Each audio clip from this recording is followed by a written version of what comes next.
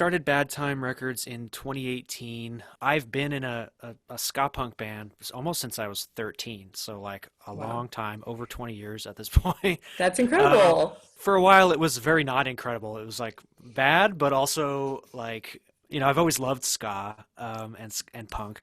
But yeah, for a very long time, it was not like very popular to play that style of music, right? Like, Hmm. and I just had met so many other bands on the road, or like I had set up shows for other bands coming through DC, which is where we were based, and that I had just known that all these great ska punk bands were out there and that they were making good music, they were making records, but there wasn't really a specific home for them. I was like, well, why don't I do it? I feel like I hadn't seen kind of like concrete information from people who run labels about like what can be done to support labels besides just, obviously buying music directly from them. I think the tweet you were talking about was when I was like, "Hey, ask record stores to carry us." That's one big one. It was always like a big mystery to me, like, well, how do you get your records into stores? And like, even if you work with a distributor, like sometimes you still need people to literally go in the store or tweet at the store and be like, "Hey, do you carry this band? Do you carry this label?" And if it's no, then sometimes if they get enough people to say that,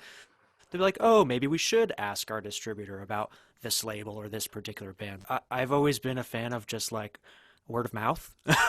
Totally. um, yeah, if there's a label you like, that's especially if it's a small indie label, like talk about it, literally tell friends about it. Like nothing works as well as like a friend who you trust, like telling you like, hey, go check this out. Like you'll probably like it. And a secondary too is like, post on social media. Be like, hey, I'm listening to, We Are the Union. They're on Bad Time Records. Go check it out.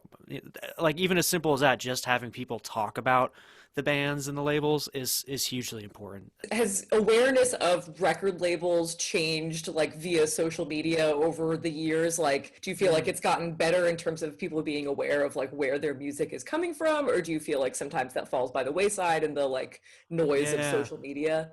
I mean, it's definitely helpful in some ways, but in a lot of ways, yeah, everything just feels like noise. Like not just stuff about music and labels, but like everything. There's so much. But I think it's like definitely given people a better look into the labels that maybe they already liked and then associated labels. For the labels I like, it lets you get to know like the people behind them, like Hmm. it lets you know like who's actually doing this, like who's actually doing the work. Like when you see Asian Man Records tweet, like that's Mike Park like tweeting that, and you kind of like get in his head a little bit. So I think that's helpful.